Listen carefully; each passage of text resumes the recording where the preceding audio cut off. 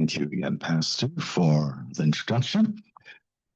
And thanks to all of you who have been with us last night and this morning.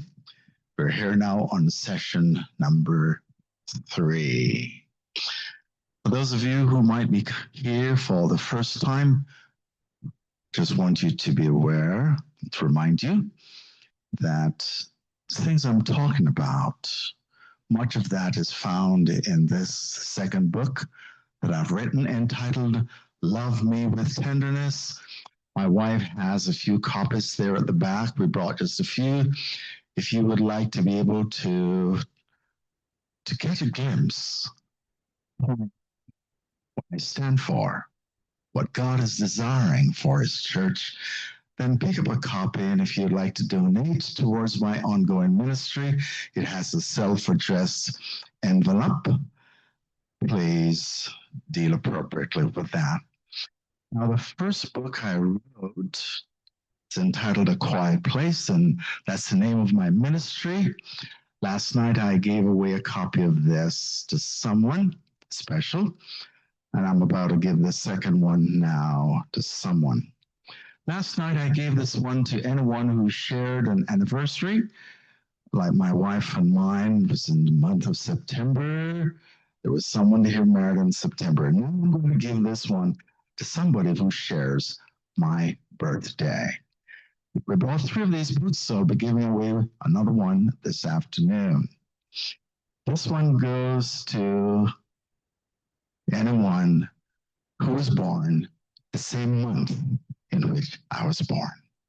Who's that? Who is that? You don't know what month I was born.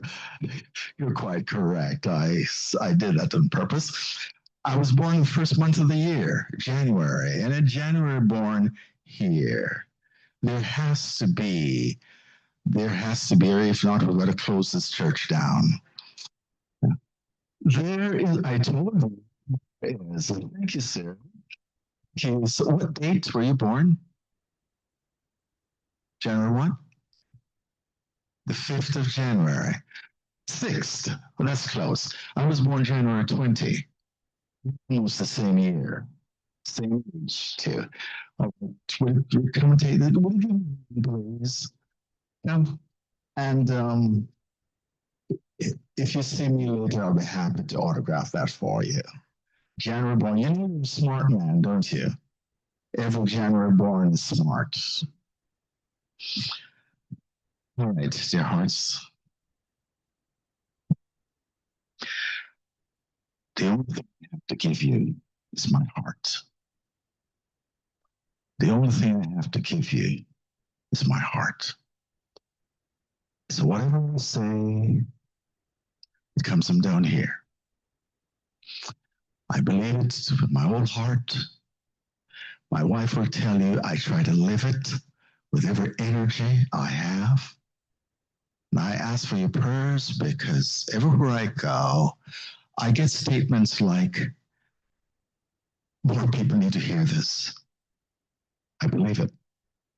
And I would like the Lord to help me to share it with as many people as possible.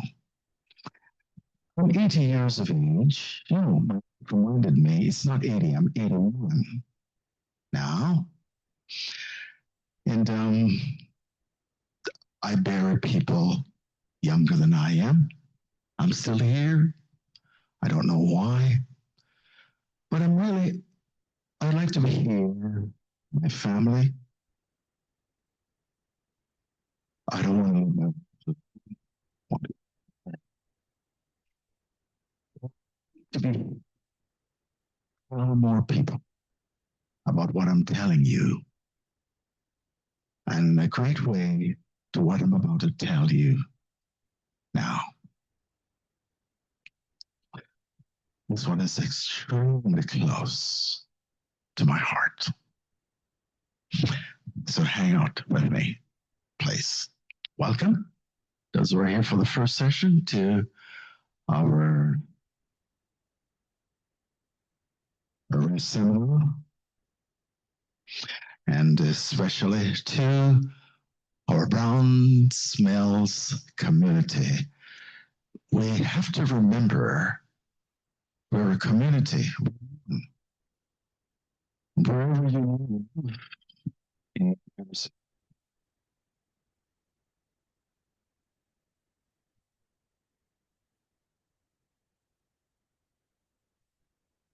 in Philippines, South Africa, we are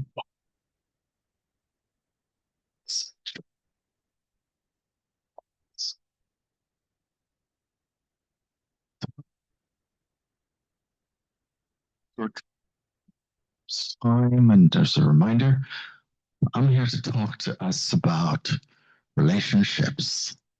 Last night we talked about, the title was Reckless Radical Relationships, which just means relationships beyond normal.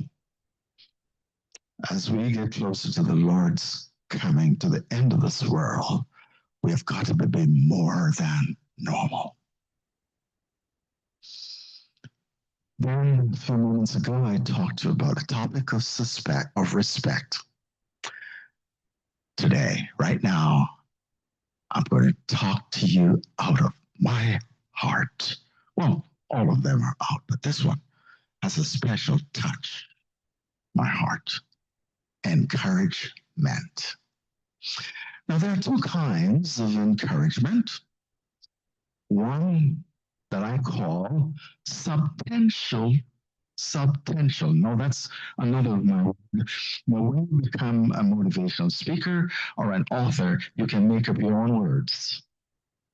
And so this is one of them that is mine, substantial encouragement. And what this means is, when I was just a little boy, years of age in Jamaica, the first pastor, Seventh-day Adventist church pastor, that I got close to, his name was Silburn Reed. And the Jamaicans here, by the way, they're always everywhere. All my friends just walking in here. Welcome, fellow Jamaicans. So, my friend was Silburn Reed. He was a very godly man. Tall, handsome, well dressed, well spoken.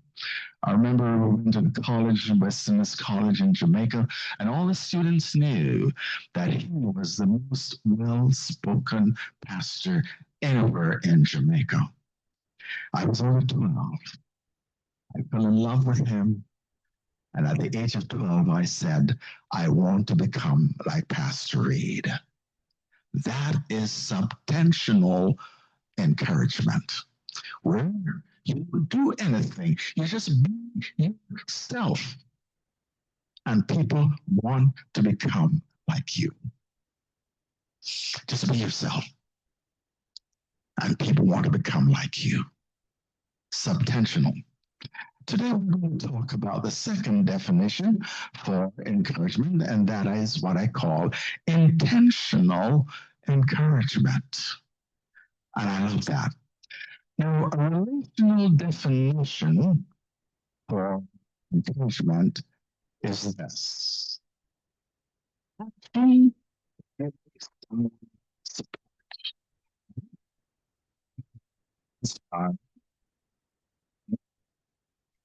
someone.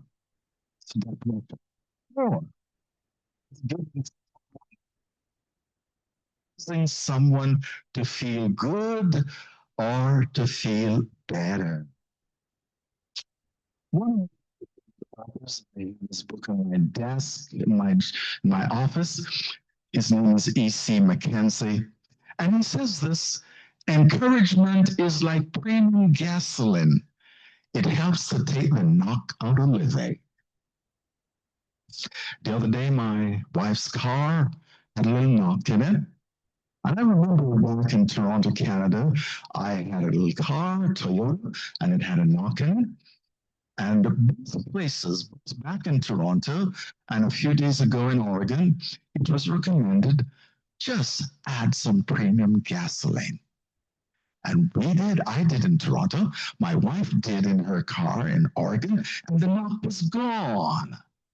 Encouragement is like premium gasoline that takes the knocking out of life. Encouragement. Mark Twain was an American author, philosopher, made a statement that I said,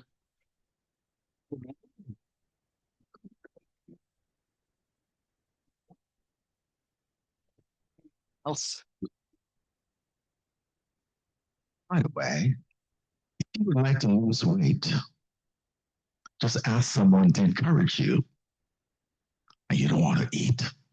You're so full and satisfied. This are a good weight loss remedy. Encouragement. Ah, thank you, Mark. Now, on the screen is the slide. Is encouragement important to you? Everywhere I go and I do the seminar, I ask this question. Is encouragement important to you? And everybody says yes. So I would play a game and said, okay, on the screen there's 0 to 10.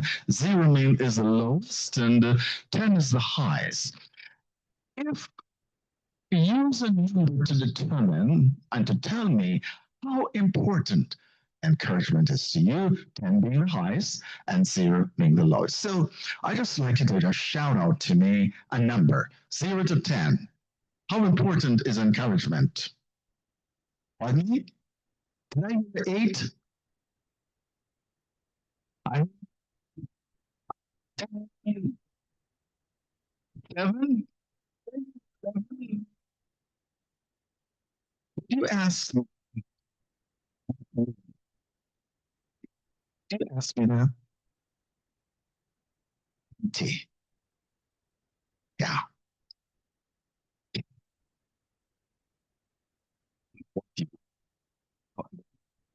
You think I have some emotional problem or insufficiency of something, but I love to be encouraged. I feel I don't get enough. I need it. And I get the feeling that a lot of people would like that. Why is encouragement important? One of the favorite authors, she speaks on, her name is Elizabeth Talbot, speaks in Jesus 1. She made a statement. She said, discouragement is on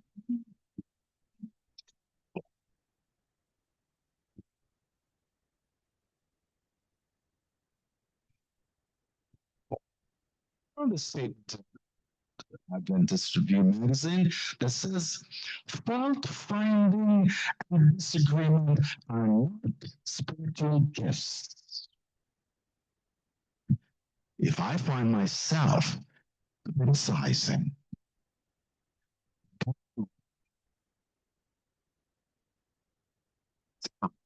it's like my spirituality.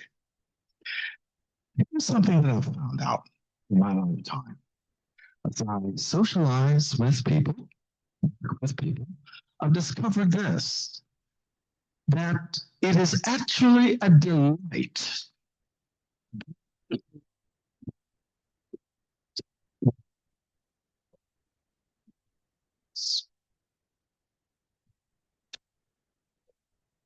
courage to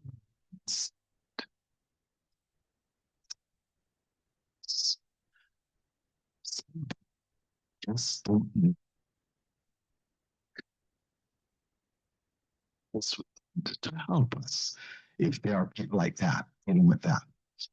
So, oh, to encourage, and know that they are to encourage, but they are silent. They choose not to encourage. Have you heard the expression? Silence is golden? Not when it has to do with encouragement. It is not golden to don't encourage. In that sense, balance is not golden. So today, in this particular session, I am asking us to become what I call the voice for encouragement. That doesn't mean that when this session is over or this day is over, most of you, if not all of you, will be just floating encouragement. Let me play a game with you. On the screen, I'm going to be presenting to you two residents. One residence at the door, at the gate, it says discouragement. Don't go in that house. Don't go in that house. But on the other hand, it is another resident. And I think it says, let's go in. It's belong. That's where we want to be. In the home, community.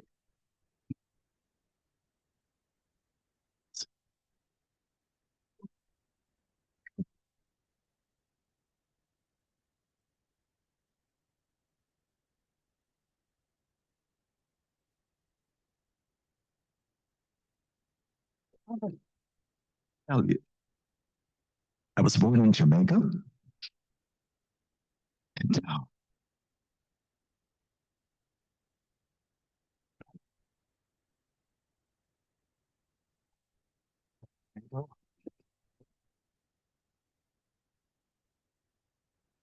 states, sister,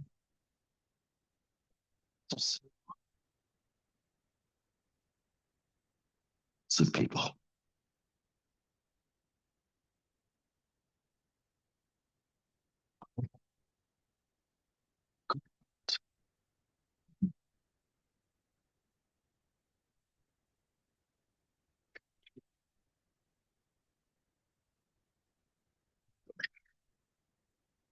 Not rise still.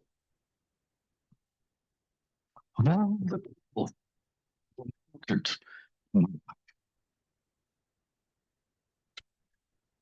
oh,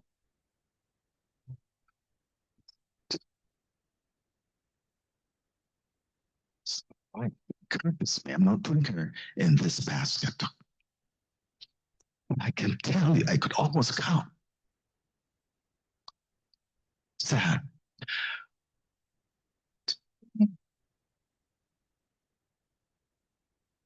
Sorry, not seeing her.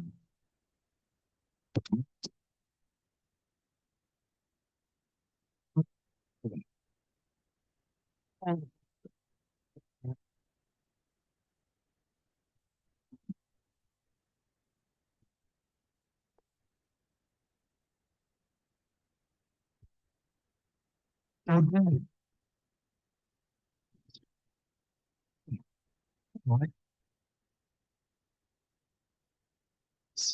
He was my encourager. I call Sister Winnie every day. Every day. Not, I'm sorry, not every day, every week. Every week. He was my source of encouragement. Didn't matter how I was feeling, and when I would tell her of my weaknesses, she would always provide me encouragement. But you know what was really interesting? She really wasn't a churchgoer. She really would not profess to be a Christian, but she knew to encourage her cousin. My wife and I were Sabbath morning on church called Stacy hear her voice. I call her again. She'd encourage me. I did her funeral. She's gone. I miss it. To the contrary, I said very few people encourage me. I can point out multiple, I call it mountains of criticisms that I've received. That's the sad part. So if I were to illustrate it like this, how much encouragement have you received in your life? To be honest with you, I have overdone it. See this mountain? That's much bigger than it represents. But let's say, given the benefit, that's how much encouragement I've received in my lifetime. And how about criticism? You know what I think? That maybe you agree with me. When you look at your own life, you say, question? I see. Did you know this? Did you know this? Hear this, that it is actually easier to criticize than it is to encourage?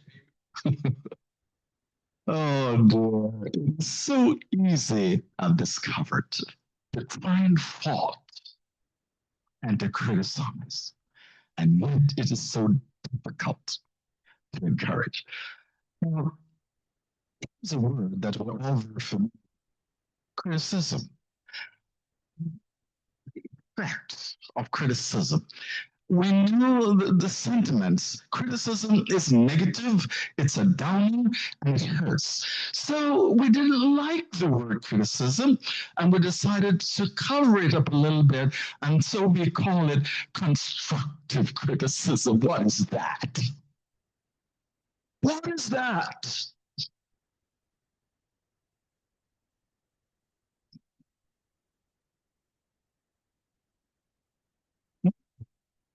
Discovered, the philosophers or the educators figured that constructive criticism is not the best. So they come up with a new one that they call directional encouragement.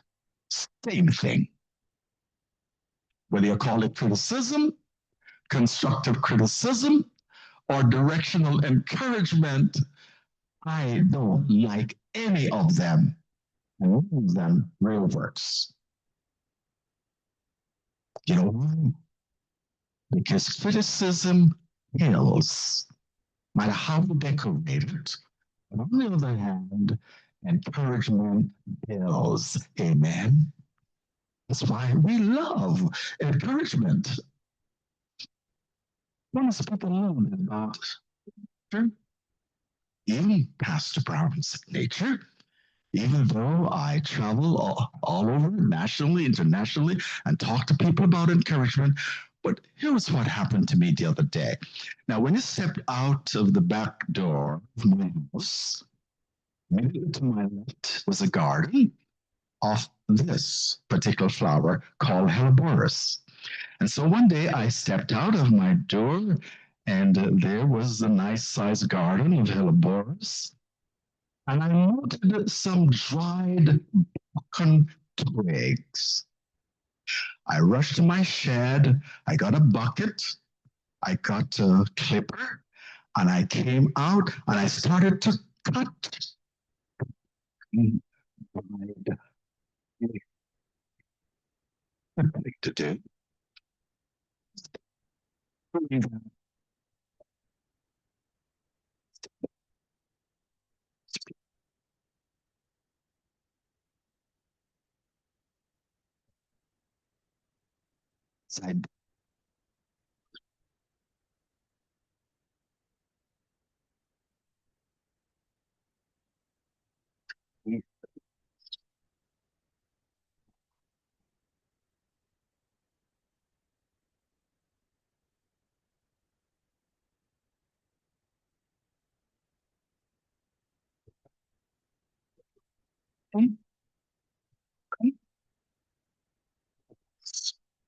Seem to concentrate on broken.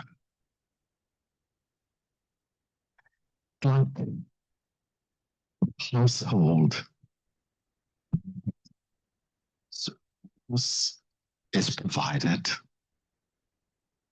Fruits, juice, pancakes, canned saltfish, and a burnt toast. Lord have mercy.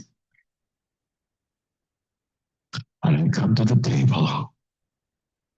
Yes, this toast burned.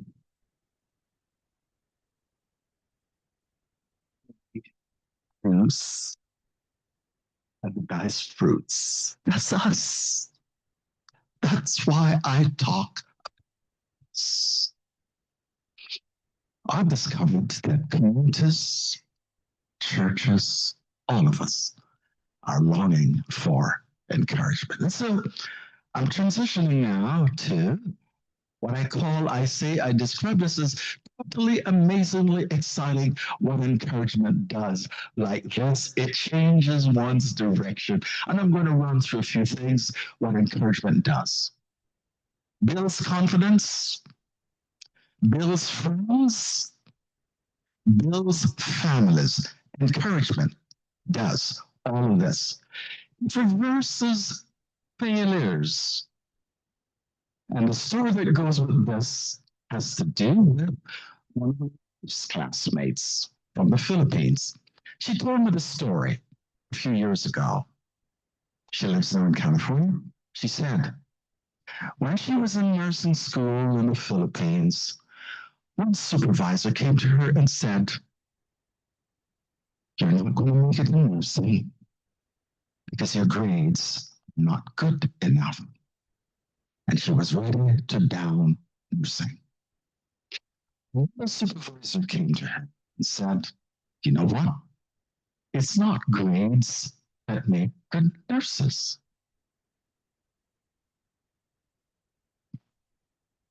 Sam, is that correct? But now, almost lost a career because of what the supervisor said. She's now in California, a retired, not only an ICU nurse, but a supervisor. In career successfully in one of the leading hospitals in California. Retired and is doing well because one supervisor encouraged her.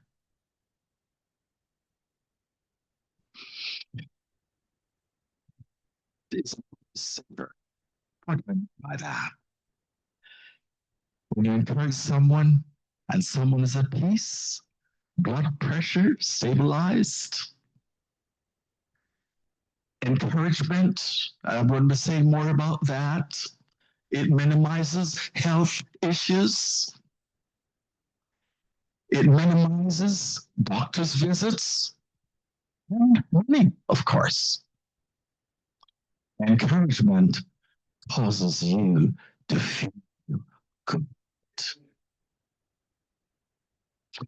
It's a comfort house. It's great.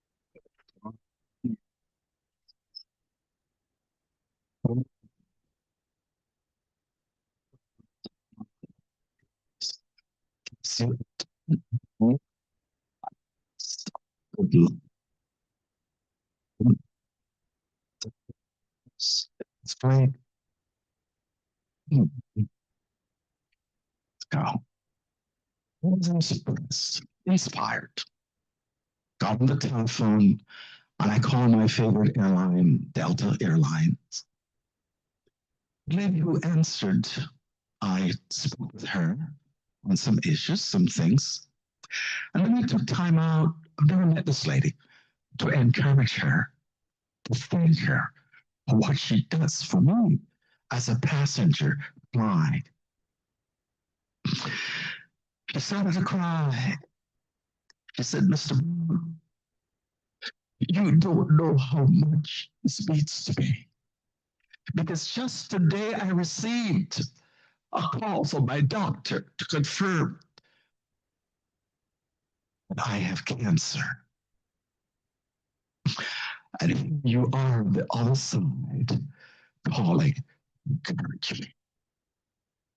I praise God for the power.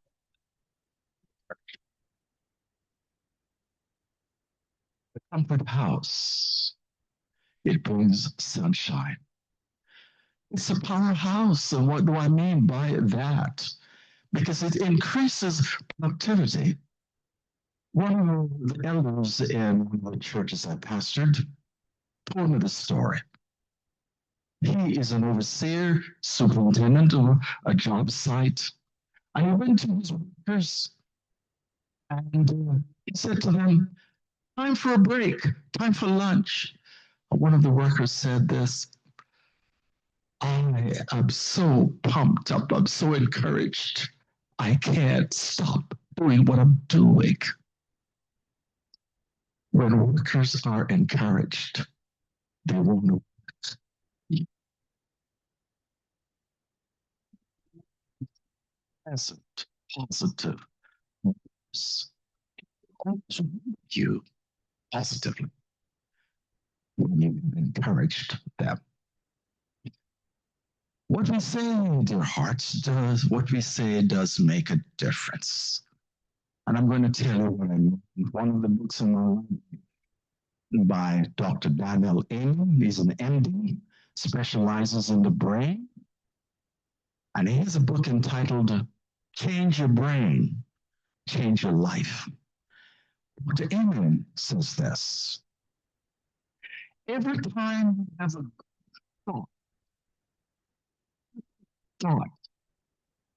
hopeful thought, kind thought, your brain releases chemicals that make your body feel good. Oh, what your neighbor, your spouse, your child, the grocery picker, the grocery store, feel good. They will encouragement. The chemistry of the body changes with encouragement. Also builds a church. Encouragement builds a church, builds a community. I have a challenge for us, and I hope you will take me serious on this challenge. It goes like this. If we cannot encourage, we have no to discourage.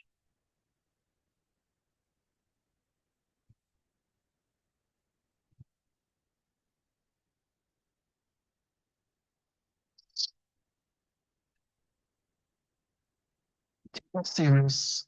Next time you're inclined to change somebody's behavior, you will consider whether your words are encouraging or discouraging. Now, what I'm about to share with you, I honestly do not remember if I copied it from someone or it's my own. I have a feeling it's my own, so let me say it's my own. It goes like this. If you want to change someone's behavior, the good, would die from starvation. Think of it.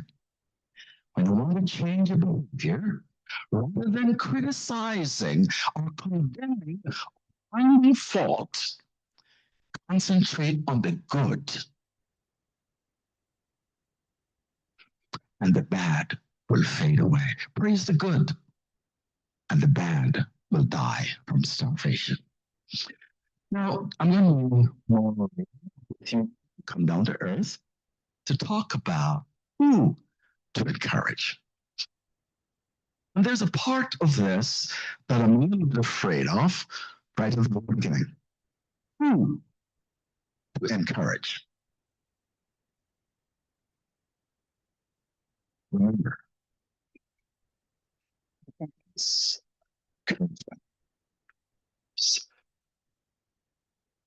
I thank you with everything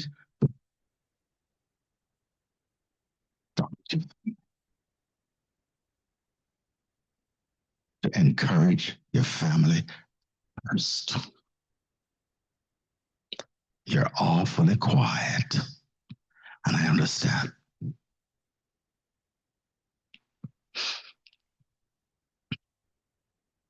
Every time is precious. And I maybe shouldn't tell you this, but I'm going to tell you. It's an illustration, and I've gotten permission from my wife to use this illustration. Point. When we talk about encouragement, please let your family be number one. You know why I say number one? Because usually the family is number last. Family is last. So here's the illustration, and don't take it too literal, but I've gotten permission from my wife to use it. It's an illustration. Oh, here it goes. At our house, at mealtime, if you were to look on the dining table, that I am served, as a husband, I am served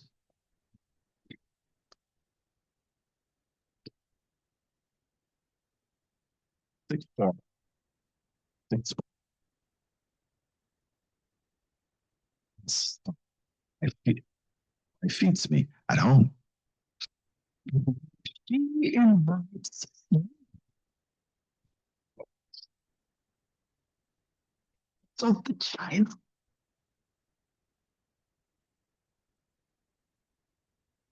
oh,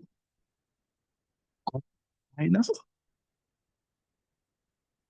is that because our social response would treat others better than our own. That's my point. Maybe you do that too. Society is so built.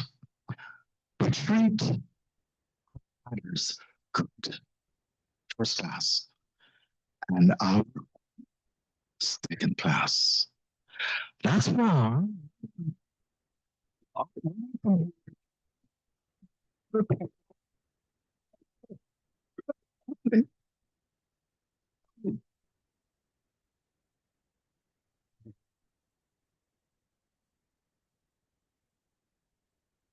I could say, anyway, I'm a speaker. I speak on encouragement and other things. And the other day, my wife said to me, she said, your daughter, waiting for my daughter, she said, your daughter said, why doesn't Daddy encourage me? Words of my daughter to my wife. And it's hit me here. A few weeks later, I have a niece that lives in the area. My niece and I were in conversation, and she said to me, Uncle, Yuli, that's my daughter's name, Yuli says, listen,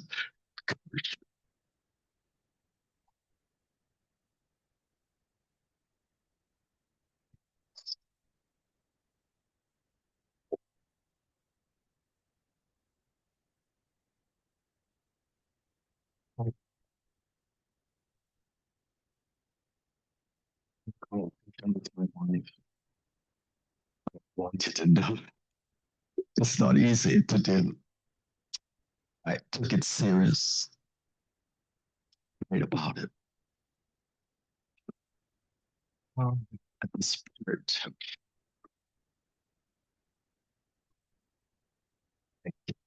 I have.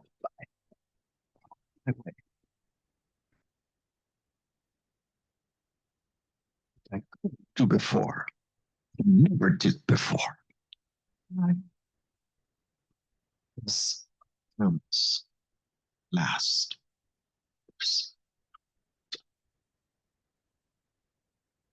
Please.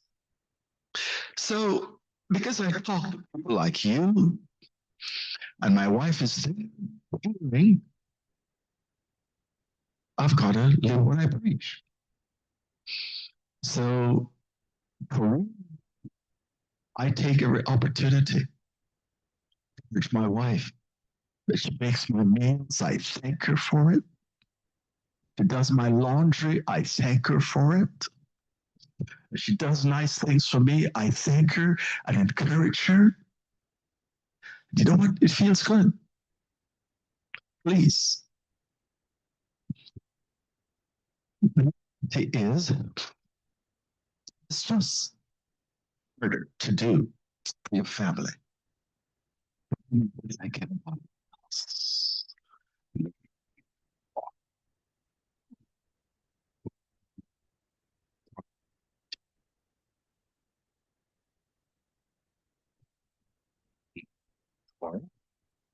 to Aaron.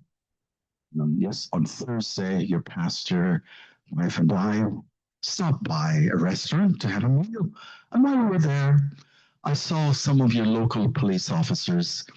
They were leaving, and I actually chased them and stopped them to say, thank you for what you do for the people, my friends here they're committed. Those police officers were shocked, but really appreciated that. You know something? City in my parts of the world, the police officers, things, not people. Guess what?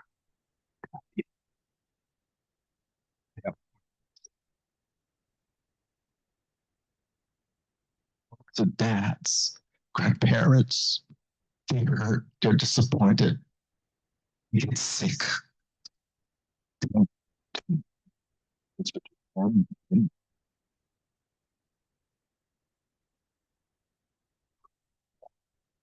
Drive such heavy lights.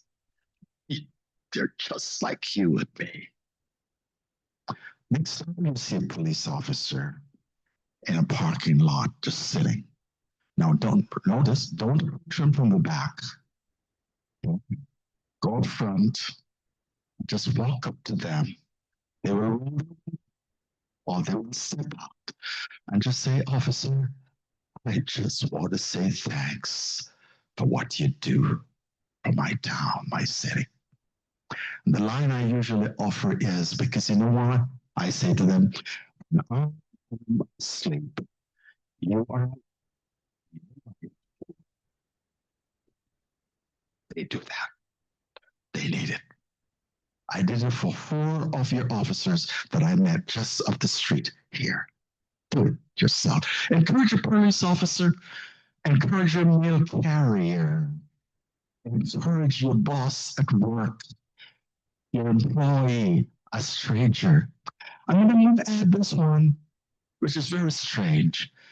Encourage a friend. My wife and I were visiting in Canada a few years ago. My telephone rang, and it was my best friend from Jamaica. We've been friends for years. Talk about everything. I said,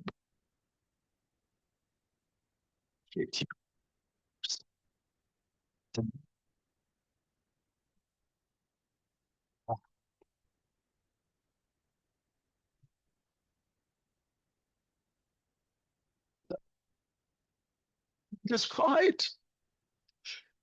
Expected.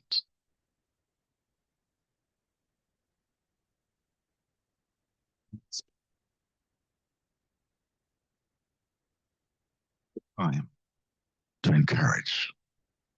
Community of the church in the area will appreciate encouragement. And so, how to encourage, how intentionality, intentional. Now, I have a line that I use from every when I wake up. It goes like this: Lord, someone today, someone, give me life. I'll help someone experience a better life. Connect one, you.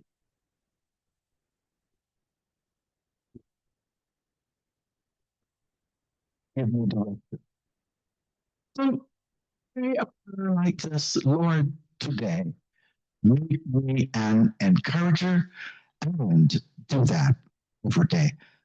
Clear hearts, easy, something nice to someone. Something like that.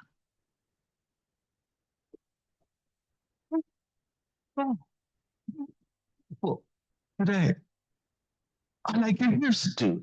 I like your sweater. I like your shoes. You can do it. It's cheery. I appreciate you. You do make such a good comment on the. These are really some things. I love your children. Brother lady, you told the children's story. Beautiful. Thank you. I love it. And especially when you were using the word kind nice. I loved it. I loved your children's story. Would you teach me how to do something that you know that person can do? That's encouragement. That's acknowledging that somebody can do something, and you need that. Whatever you do, you always do it so well. Oh, this one. Let's spend more time together. That's encouragement. It's telling me that you like my presence. This gal,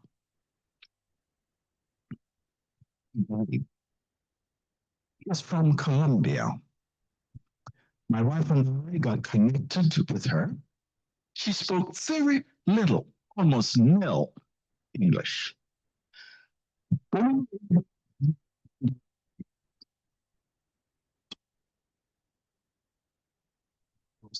in Colombia, in Colombia, and then she said she wanted to come to the United States. We were able to put funds together, got her to come to New York, spoke almost no English. She got married one, got divorced, don't have the right papers. Government was going to deport her. She got a loan. She went through the process. When she called me, my wife is her American parents. One day she called me, Pastor, and she says, Pastor, like you, divinity. I go to Andrews University. She spoke as much English. Or she going to university. Well, I could have found enough reason to tell her why not to. I was smart enough, my ignorance, to encourage her. She went to Andrews University, graduated her Master's of Divinity, went into the Army, and became the first non-white chaplain in the American, first served as a chaplain in the Army.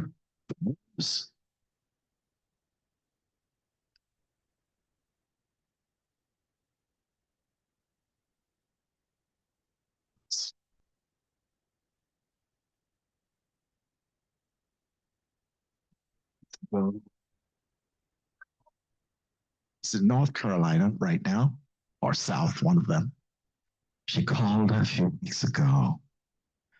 She says, Dad and Mom, I'm finishing school in December. And guess where the Army is sending me? In the state next to me, in the state of Washington. I live in Oregon. She's going to be next door to me, 2 hours away. As not a psychologist, a PhD, serving the U.S. Army. My wife and I didn't have the money to support her, but I tell you what we had, the ability to encourage. There she is. And she's now coming to live just about 2 hours from where we are.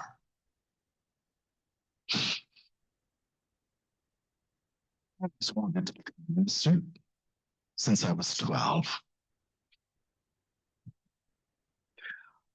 Those of you who are familiar with Atlantic Union College, if anyone does, in Massachusetts, that's where I did my undergraduate work. I was doing very well in school.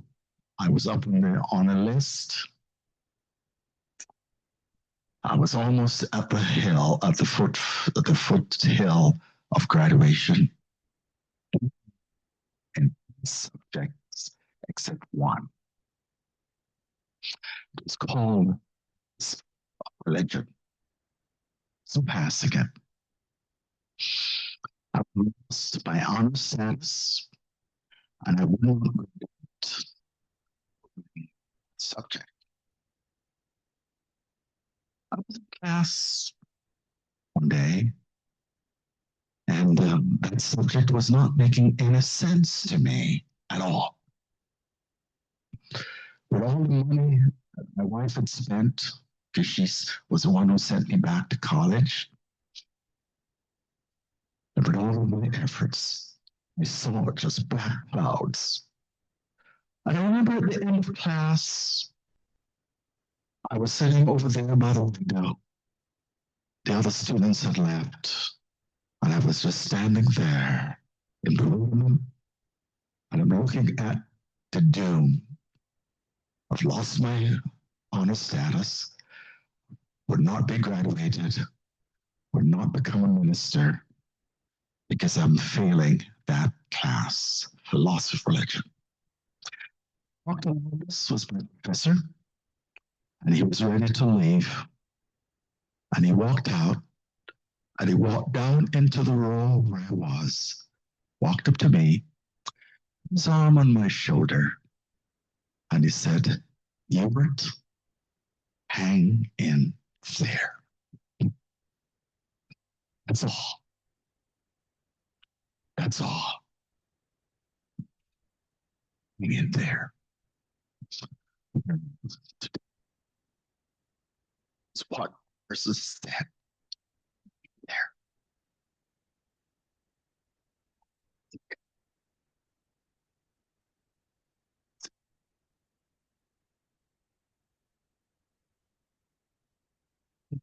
That I'll talk to you and just play a little fun with you as I come towards conclusion on this subject.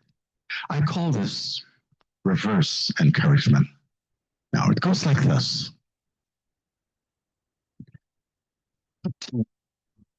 Say to you, you did a great job telling that children's story.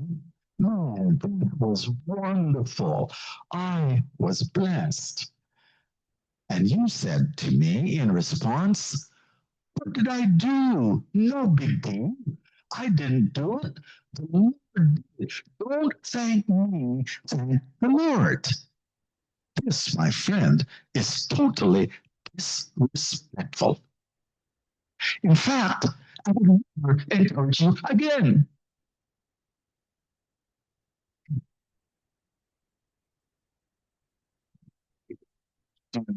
This is what you should have said. Thank you very much. Thanks. The Lord helped me through that. Thanks much. I appreciate your compliment. And guess what? I will be encouraged to encourage you again because you accepted my encouragement. All right. This session with a few scriptures. These are the words of Jesus to us. He said, don't let your hearts be troubled. Thank you.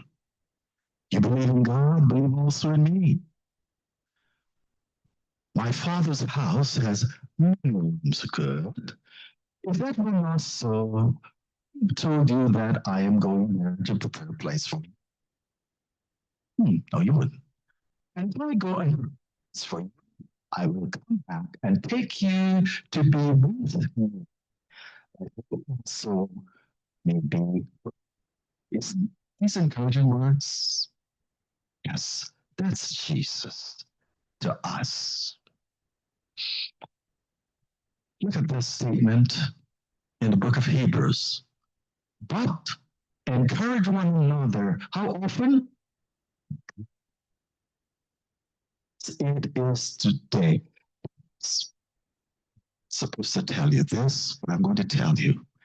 I am tired, literally tired of the words that are said with a dead person in the basket. I am tired of it. Why don't we say it when they're alive? where they can hear it and enjoy it. So that's why the scripture says, but encourage one another daily as long as it is called today, because you know what? It needs to come.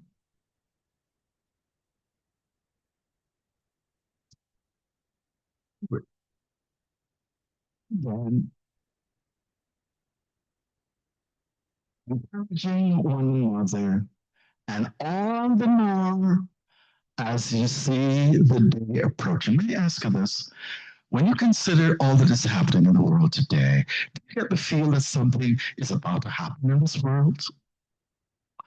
When we feel and see that something is about to happen, it says, so we ought to encourage one another. So here's our prayer. Lord, please make me an encourager. That is your prayer today. As we conclude this session with my words of Dr. Arlene Taylor, doesn't mean you don't remember exactly what you said or did or even how you looked, but their brains will always remember how they felt. How do we cause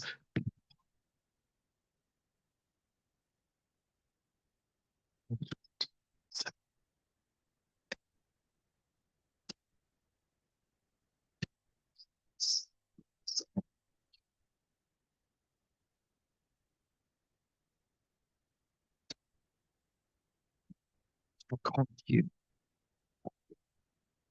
So, as I conclude, I'm going to take just a few seconds for you to respond.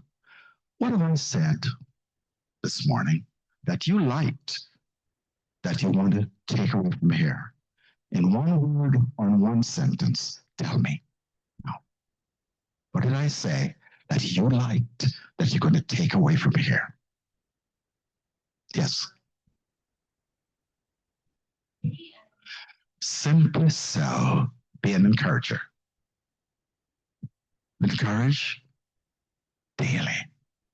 Yes, Sam.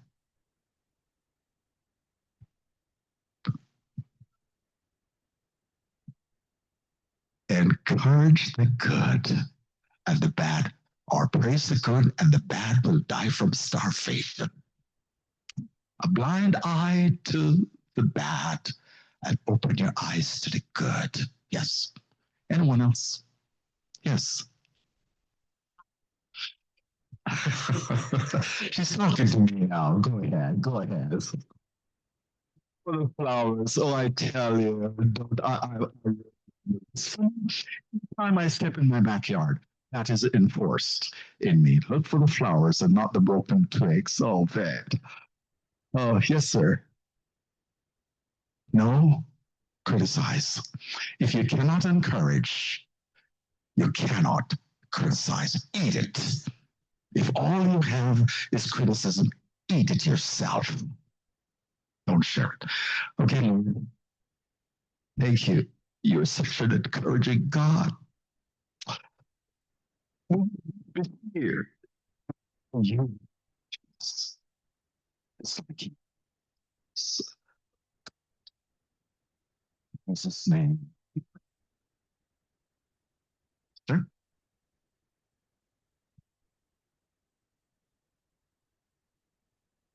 Thank you so much, Pastor Brown. I appreciate your message. Um, so we have potluck, so don't leave.